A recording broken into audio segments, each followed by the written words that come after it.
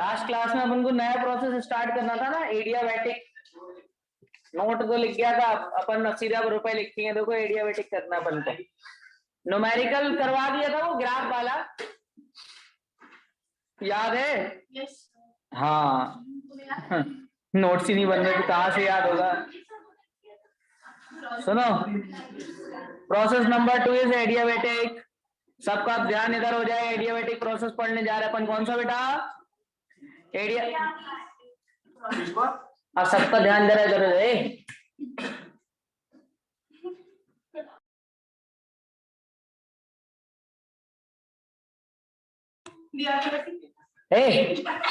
सुनो, तो adiabatic process पढ़ रहे थे, कौन सा बेटा? अब हमें इनिशिएट करने कौन सा? एडियाबैटिक में क्या कांस्टेंट चलता है? हाँ, टेम्परेचर। बहुत बढ़िया। और आइसोथर्मल में टेम्परेचर। सब में टेम्परेचर बोलना है। रट क्या है ना ये वर्ड टेम्परेचर। टेम्परेचर क्या है सर? We don't know.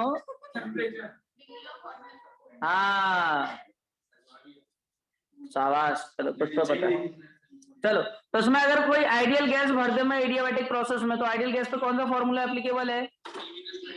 अच्छा, यहाँ पर क्या प्रेशर, वॉल्यूम सबके सब क्या है? वेरिएबल है ना, कुछ भी कांस्टेंट यहाँ पे नहीं है। ये सबके सब क्या है यहाँ पर? ये किस प्रोसेस की बात चल रही है?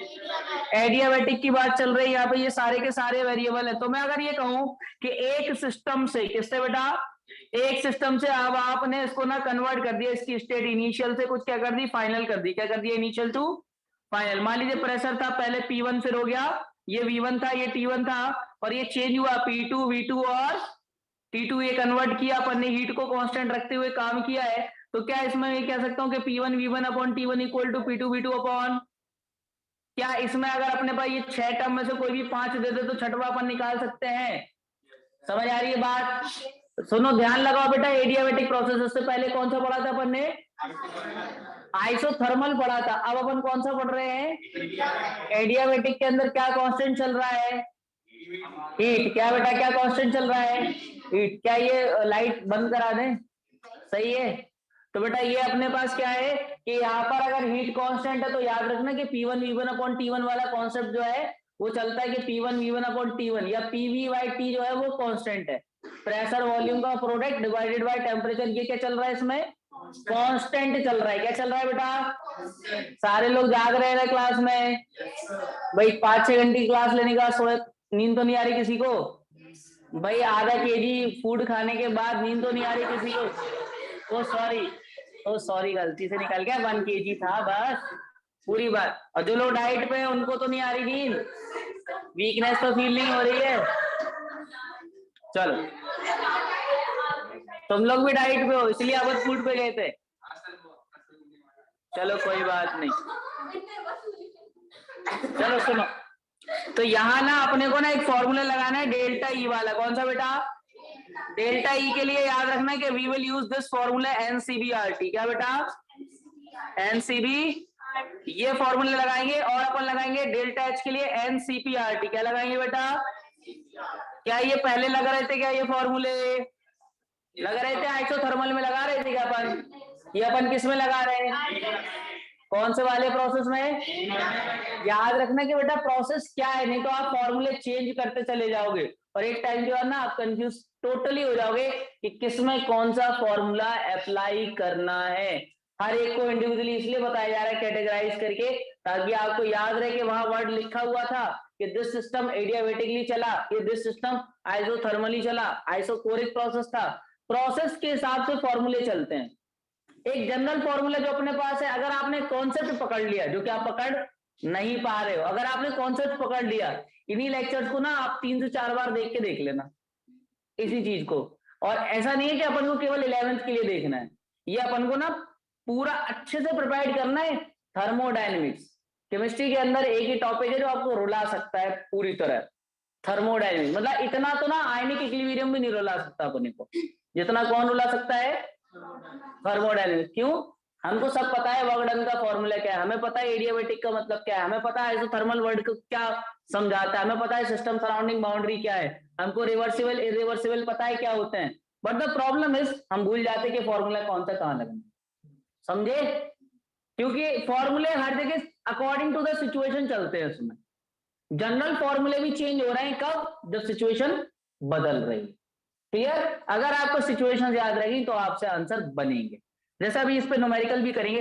अच्छा, आपको वो फॉर्मूला याद है? अगर मैं इधर से डेल्टा ई का फॉर्मूला दूसरा कर दूं, इसको सीपी के टर्म में कर दूं, तो सीपी और सीवी याद है ना, CP minus CV equal to R, तो CV equal to CP minus, ये कह सकते हैं ना अपन इधर पे। तो क्या इसकी जगह सीपी माइनस आर लिखा जा सकता है? बोलो।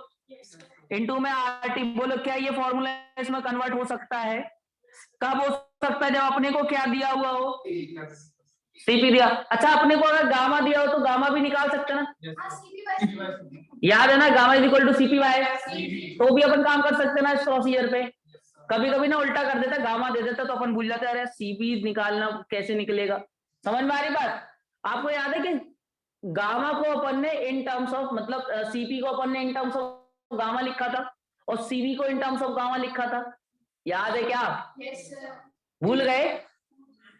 एक था वो CP minus CV equal to, वो डिग्री ऑफ फ्रीडम के बेसिस पर निकाला था ना।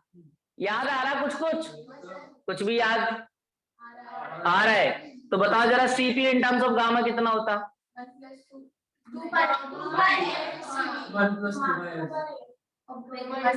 चलो भाई देखते हैं, देखो ये लिख लेना, E is equal to N R delta T upon में इस सब में डेल्टा लगा लेना। चेंज इन टेम्परेचर, अगर चेंज इन टेम्परेचर जीरो होगा तो सब जीरो, अपॉन में गामा माइनस वन। ये गामा माइनस वन मैंने क्या लिखा, ये याद रखना, मैंने सीपी इज इक्वल टू लिखा है one upon gamma minus one. ये मैंने लिखा था फॉर्मूला कुछ दिन पहले, आपको याद है? कह दो है, पर बता नहीं पाए थे। क्यों? दिमाग में कहीं पड़ा हुआ तो मुंह से नहीं निकल पा रहा था, वो अटक रहा था कहीं।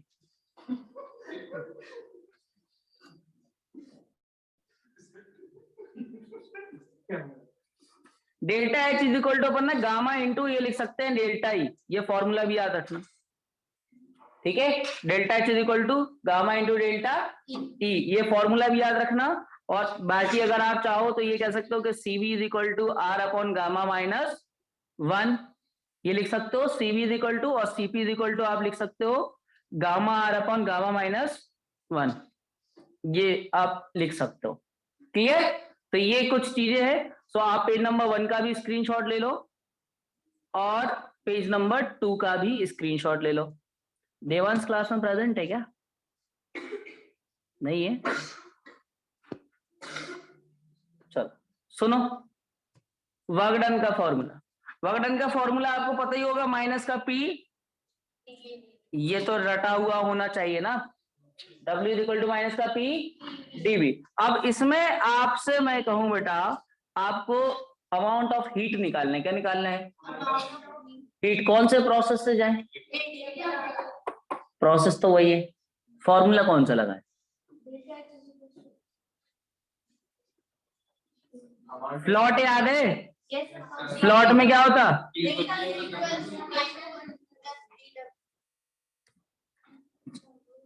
वर्क डन निकाल लोगे, डेल्टा ई निकाल लोगे तो क्या निकाल आएगा? समझ में आ रही बात? अब मैं इसमें आपसे ये कहूं कि बेटा ये जो पूरा कॉन्सेप्ट है, इसमें अपने पास अगर अगर अगर एडियाबैटिक प्रोसेस है, कौन सा? तो क्या एडियाबैटिक प्रोसेस के अंदर चेंज इन हीट क्या आएगा? तो अपन डायरेक्टली कह सकते हैं कि delta U is equal to 0 plus W for adiabatic, मतलब सीधे सीधे वर्क डन इसके बराबर हो जाएगा। तो अगर एक भी चीज कैलकुलेट कर ली तो दूसरे को अपन सॉल्व करना नहीं, सॉल्व करना एक कैलकुलेशन है, सीधे सीधे वो लिख देना, वही इसका आंसर होगा। इन केस ऑफ व्हाट? एडियाबैटिक। अगर अपन ने वर्क डन निकाल लिया तो डेल्टा ई अपन अलग से सॉल्व करने वाले, और अगर अपन ने डेल्टा ई निकाल लिया तो वर्क डन अपन अलग से सॉल्व करने वाले नहीं। किस सिचुएशन में? एडियाबैटिक। समझ में आ गई बात? चलो अब सुनना आगे। क्या वर्क डन के इधर पर मैं फॉर्मूला लिखूं, work done equal to delta E, या मैं इसको कह सकता हूं कि एनआर T2 माइनस T1, यानी कि NR delta T by gamma minus one, ये कह सकता हूं वर्क डन निकालने के लिए।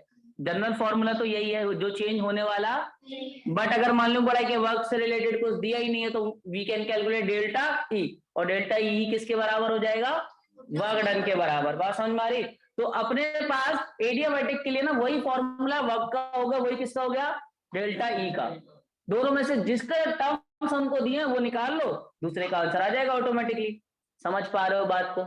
सारे बच्चे ना रफ नोटबुक निकाल के बैठो जल्दी से, क्योंकि अभी ना अपने पास न्यूमेरिकल आने वाले हैं। P2 V2 minus P1 V1 भी आप इसको कह सकते हो अपॉन में गामा माइनस 1। तो ये इसमें से ना एक्सेप्ट दिस पार्ट, इस पार्ट के अलावा सारे के सारे, मतलब ये केवल और केवल this is applicable only for reversible, this is applicable only for reversible, while all the above formula is applicable all the process।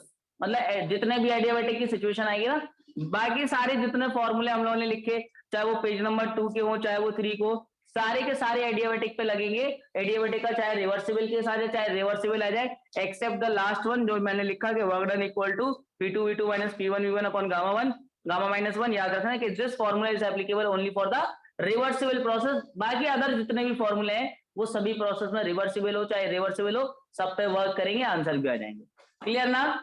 चलो अब मैं आपसे ये कहूं बेटा, एक इंपॉर्टेंट नोट जिसका अपने को कोई प्रूफ की नीड नहीं है, ये आपने पढ़ा होगा। याद रखना कि ये केमिस्ट्री वाले पार्ट में नीट में ऐसे क्वेश्चन नहीं आया है अभी तक, तो अपन उम्मीद करते कि आगे भी ना आए, पर अगर आपकी किस्मत खराब हुई तो आ भी सकता है, क्योंकि बहुत सिंपल सा कॉन्सेप्ट है। बट अभी तक ऐसा कोई क्वेश्चन नीट के अंदर तो नहीं बना। आईटी वाले तो बना देते केमिस्ट्री के अंदर, थर्मोडायनेमिक्स 2 जगह पूछी जाती है, फिजिक्स में भी और तो केमिस्ट्री में अभी तक नहीं आया। फिजिक्स में तो आया है, फिजिक्स में तो वो आया है, बट वो केमिस्ट्री में आया तो अपन इसलिए केमिस्ट्री में भी एक बार देख ले रहे कुछ फॉर्मूले, जैसे पीवी की power gamma is equal to constant, ये पढ़ रखा है आपने। ऐसे कुछ अपने अजीब अजीब से फॉर्मूले पढ़ोगे ना, इसकी कोई प्रूविंग की अपने को नीड नहीं है। पी की पावर माइनस 1 माइनस गामा और टी की पावर अपने पास गामा इक्वल टू कांस्टेंट, ये भी अपन ने पढ़ रखा है क्या, दूसरा फॉर्मूला। तीसरा फॉर्मूला अपने पास टी इंटू वी की power gamma minus 1 it is equal to constant, तो ये भी अपने को याद रहेगा क्या। चौथा फॉर्मूला कुछ भी नहीं है यहाँ पर। एक बात बताओ, ये सारे के सारे जो फॉर्मूले हैं ये एडियाबैटिक रिवर्सिबल के लिए, किसके लिए एडियाबैटिक। अब इसमें अगर कोई सिचुएशन आ गई तब अपन ये लगाएंगे, हालांकि ऐसा न्यूमेरिकल अभी तक बायो वालों से नहीं पूछा गया है। ठीक है, आपके हो सकता है शीट के अंदर इक्का दुक्का ऐसे क्वेश्चन मिल जाए केमिस्ट्री में, बट अभी तक नीट ने नहीं पूछा है। नीट मतलब ना एम्स ने पूछा है, ना एआईपीएमटी ने पूछा है, ना सीपीएमटी ने, किसी ने नहीं पूछा ऐसा क्वेश्चन। जब आप लास्ट 30-40 ईयर के क्वेश्चन लगाओगे तो उसमें आपको ऐसा कोई क्वेश्चन नहीं मिलेगा जिसमें इस पर बेस्ड आया। समझ गए? चलो बढ़ते अपन आगे। अब ग्राफ बनाना, ग्राफ तो बहुत इजी है ना इसके बनाना। Take the screenshot of this page. अगर इसका ग्राफ बनाना है तो how can we draw the graph of this, कैसे बनाएंगे। ये हम लोग ग्राफ बना रहे हैं पी और वी के बीच में, बताओ क्या ग्राफ बनेगा। पी और वी के बीच में ग्राफ कैसा बनेगा, हाइपरबोलिक बनेगा। रीजन इनवर्सली प्रोपोर्शनल चल रहा है, तो ये अपन ऐसे ग्राफ बनाने, कोई दिक्कत है इसमें। अब मैं अगर आपसे कहूं कि आप ग्राफ बनाओ वी और टी के बीच में, तो कैसे बनेगा ग्राफ। वी और क्या चल रहा है, ये प्रोसेस एडियाबैटिक है, कौन सा है, तो वॉल्यूम और टेम्परेचर के बीच में ग्राफ बनाना है, क्या बनेगा, स्ट्रेट लाइन बनेगा। Are you sure? In case of adiabatic, in case of adiabatic भी सेम बनेगा। मैं बार बार एक वर्ड बोल रहा हूँ, दैट इज एडियाबैटिक। एडियाबैटिक पे अमाउंट ऑफ हीट क्या है, वो चेंज होने वाला। अगर आप टेम्परेचर चेंज करोगे तो क्या चेंज होगा, होगा क्या। अगर आप एक बात बताओ, एडियाबैटिक प्रोसेस है, हीट फिक्स कर रखा है, टेम्परेचर चेंज करने के लिए क्या करना है,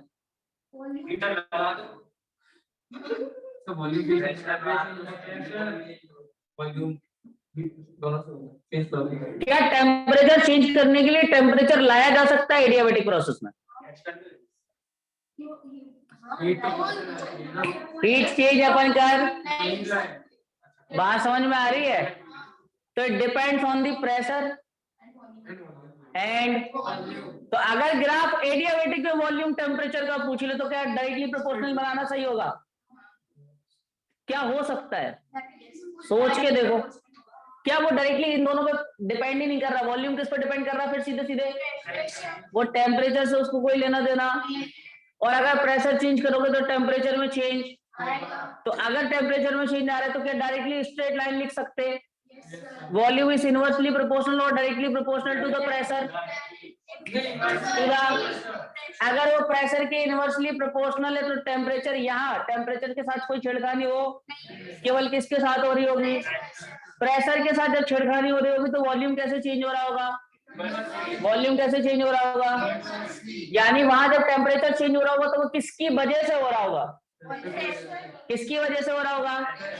अगर वो प्रेशर की वजह से चेंज हो रहा होगा तो किस तरह से हो रहा होगा? अगर वॉल्यूम प्रेशर की वजह से चेंज हो रहा होगा तो किस तरह से? Directly inversely? अगर वो इनवर्सली चेंज हो रहा होगा तो जब भी अपन एडियाबैटिक में वॉल्यूम टेम्परेचर का ग्राफ बनाएंगे तो वहां पे टी को अपन को सोचना, किसको सोचना है? वॉल्यूम। और तो वॉल्यूम अपने का प्रेशर के साथ किस तरह से भागेगा? यानी इधर पे टेम्परेचर से कोई दिमाग लगाना, तो अपन डायरेक्टली स्ट्रेट लाइन लिख नहीं सकते। बात समझ में आई? क्यों नहीं लिख सकते? रीजन समझ में आया? क्योंकि अपन ने अमाउंट ऑफ हीट क्या कर दी? अपन इधर से कोई भी हीटर लगाने वाले, जैसे ये कह रहा था टेम्परेचर बढ़ाना तो हीटर लगा दो, बट एडियाबैटिक में ऐसा कर, वहां तो अपन ने अमाउंट ऑफ हीट क्या कर दी है? कौन सा? जीरो नहीं, कांस्टेंट कर रखी है कि भैया इतनी रहेगा, ये चेंज होने वाला। अब केवल किसके साथ खेल सकते? वॉल्यूम। और अगर वॉल्यूम और प्रेशर के साथ खेलना है तो उसके लिए अपन को क्या याद रखना है कि भैया volume is inversely proportional to, यानी प्रेशर बढ़ रहा होगा तो वॉल्यूम क्या हो रहा होगा? बात समझ में आ रही? इसीलिए अपन पे जब अपन इधर पे ग्राफ बनाएंगे ना तो अपन कुछ ऐसा ग्राफ बनाएंगे। समझ में आया? रीजन समझ में आया? एडियाबैटिक के अंदर क्योंकि बच्चा क्या करता है, वी और टी का ग्राफ है तुरंत ये वाला बना देता और इस पे सही कर देता। ये अरे प्रेशर जब चेंज हो रहा होगा तो वॉल्यूम कैसे चेंज हो रहा होगा? इनवर्सली चेंज हो रहा होगा, तो कैसा ग्राफ बनेगा? समझ में आई बात? तो इसलिए ये वाला ग्राफ बन रहा है किस केस में? वॉल्यूम और, बट इधर प्रोसीजर कौन सा चल रहा है?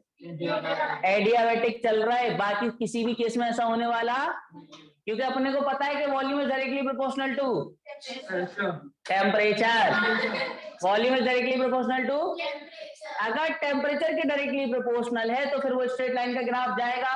But in case of adiabatic अपन को टेम्परेचर से कोई छेड़छाड़ करना, बात समझ में आ रही है? टेम्परेचर बदलेगा but not changing the temperature, changing the other quantity temperature will change.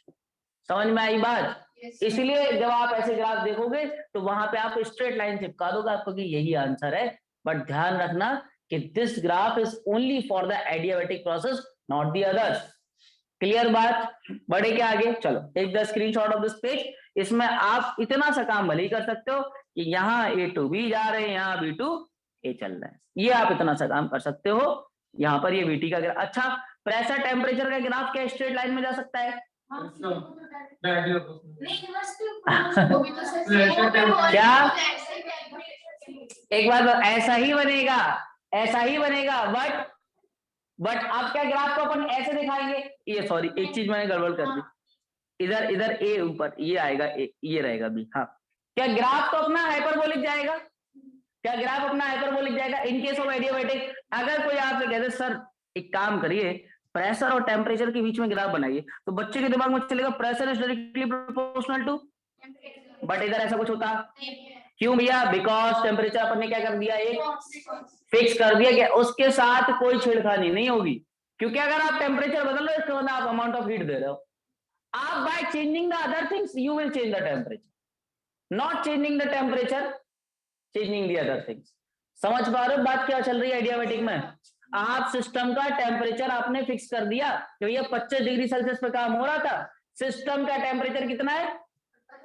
अगर अपने को सिस्टम का टेम्परेचर बदलना है तो आप अमाउंट ऑफ हीट दे, अपन हमेशा टेम्परेचर चेंज करते हैं अमाउंट ऑफ हीट प्रोवाइड करके या अमाउंट ऑफ हीट निकाल के।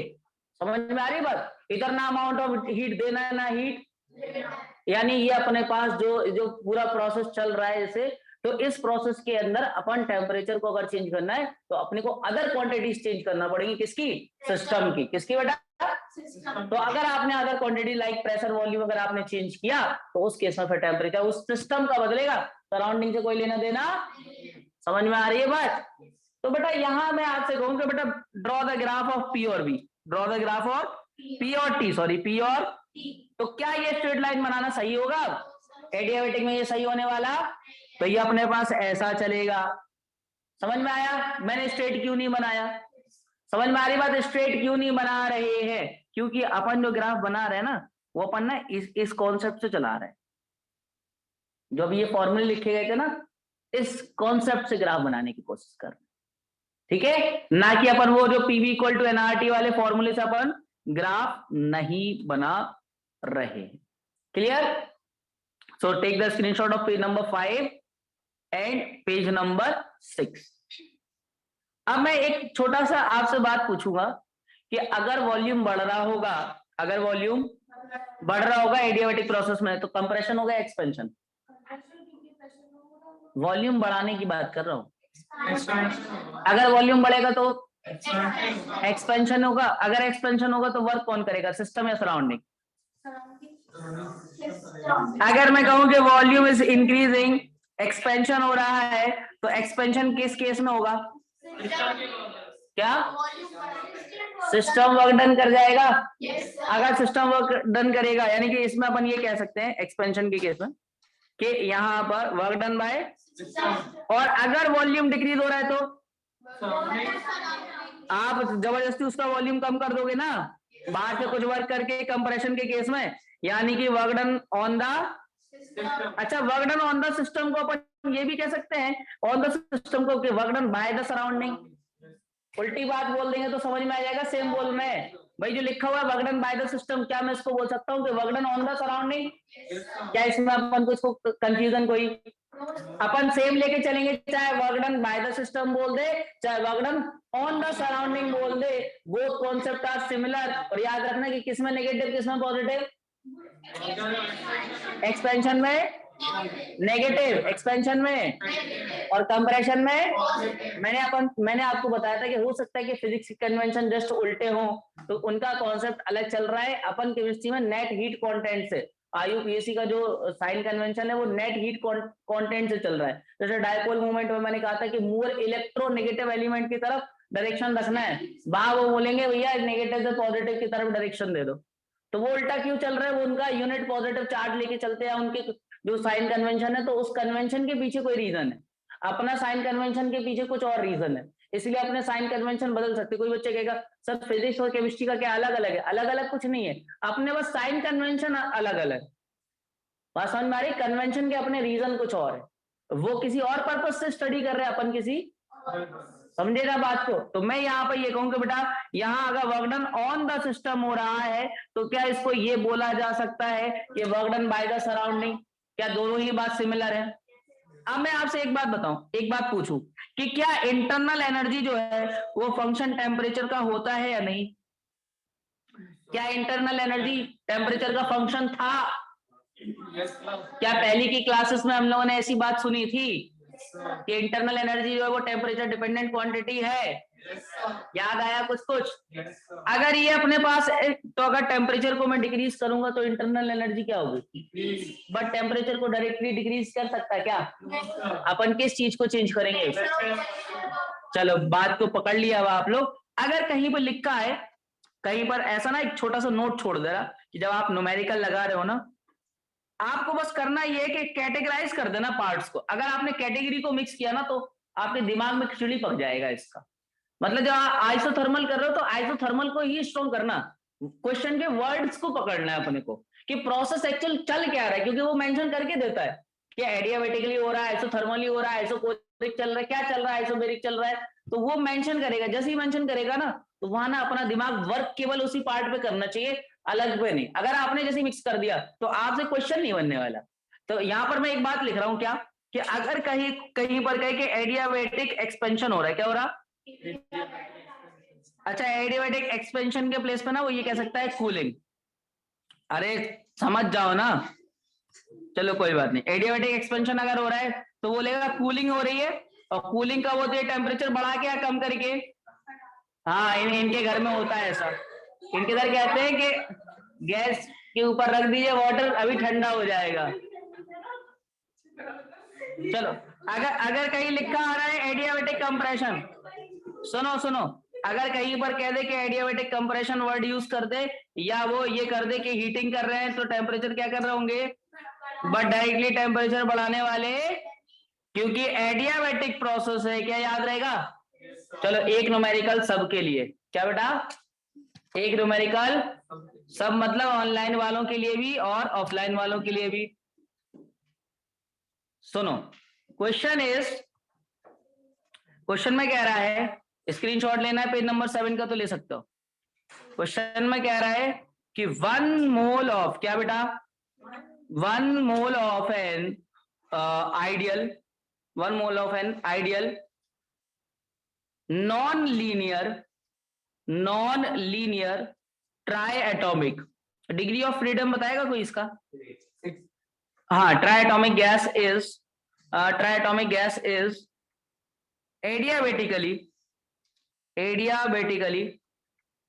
adiabatically expand such that its temperature falls by 100 Kelvin. Calculate Q W delta H delta E या डेल्टा U, कुछ भी लिखूं, समझ जाना इंटरनल एनर्जी की बात हो रही है। You have 30 seconds for this type of question. बहुत लल्लू छाप क्वेश्चन है, बहुत ज्यादा, और जो बच्चा ना कर पाए वो उससे भी ज्यादा। तो अब बताओ आंसर, ऑनलाइन वालों अगर आंसर नहीं दिया तो फिर आप क्या हो, आपको पता है। जल्दी करो, दिमाग लगाओ बेटा। एडिया अभी अभी सारे फॉर्मूले ताजा ताजा आपके दिमाग के सामने से निकले, आंखों के सामने से, तो आपने शायद पढ़ा हो कि क्या पढ़ा रहे हैं, वर्ड्स को लिखा हो, किसी किसी ने नोट कर लिया हो। मान बच्चे तो वो है जो क्यू निकालने की कोशिश कर जाएंगे। मतलब उनके लिए अलग से एक अवार्ड बनेगा, जो यहाँ पे हीट को भी कैलकुलेट करने वाले हैं।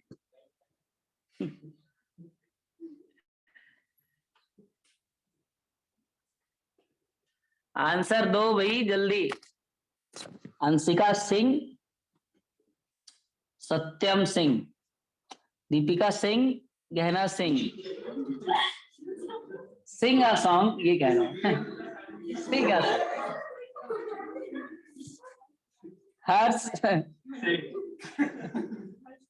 हर्ष सिंह आंसर।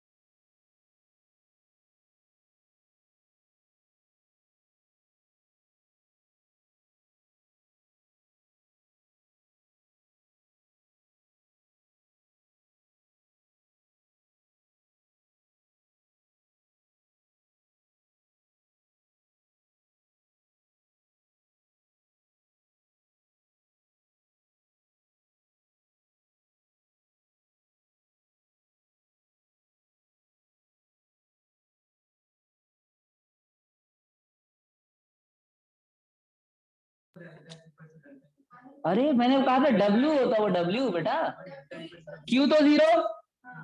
बोलो डेल्टा ई निकाल ले, it is equal to W। हाँ कितना होता, माइनस के N8। हाँ वो आपने निकाल लिया होगा ना, CB इज इक्वल टू कितना, मतलब एक बात बताओ, अपने पास 1 मोल दिया, अरे सुन तो रो, अपने मोल कितना दिया, 1 मोल दिया, और गामा निकाल लो, गामा कितना आएगा 4/3 शाबाश। तो सीवी कितना आ जाएगा, सीवी निकाला यार, अरे delta is equal to NCB delta D.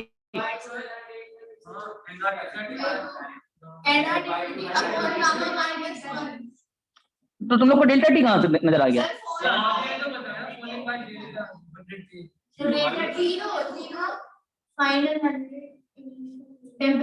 Initial तो दे नहीं है ना। अच्छा 100 केल्विन, ठीक है, तो वो आप लगा दोगे अब इसमें। दोनों से एक बात बताओ, ये डेल्टा ई कितना आएगा आपके पास,